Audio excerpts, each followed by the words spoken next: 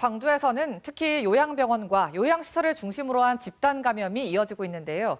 이들 시설에서는 고령의 확진자를 코로나19 전담병원으로 이송하지 않고 자체 치료하고 있는데 이 같은 방역 방식이 오히려 확산세를 키우고 있다는 논란도 일고 있습니다. 최혜진 기자가 보도합니다.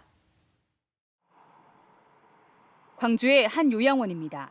지난 11일 요양보호사가 감염된 이후 확진자가 150여 명을 넘어섰습니다. 감염률이 75%, 코로나19로 5명이 사망했습니다.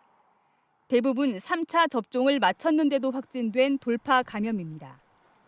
하지만 이 요양원 확진자 상당수는 코로나19 치료 전담병원으로 이송되지 않았습니다. 방역당국이 의사도 없는 요양원을 동일 집단 격리하고 재택치료 개념을 도입했기 때문입니다.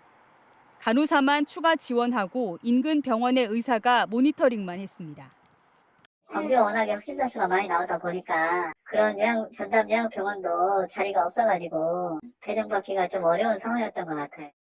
보호자들은 초기에 확진자를 다른 전담병원으로 이송해서 격리하지 않은 게 확산세를 키웠다고 지적합니다.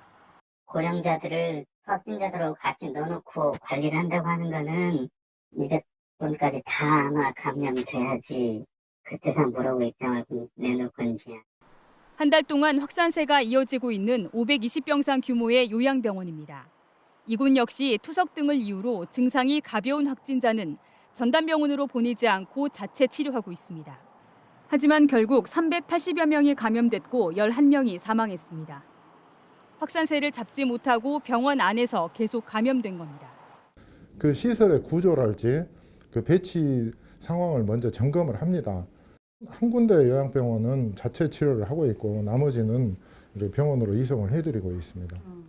방역당국이 자체 치료를 결정한 시설에서 감염 확산을 막지 못하면서 고위험군 시설의 방역 체계를 재검토해야 한다는 지적이 나오고 있습니다. KBS 뉴스 최진입니다.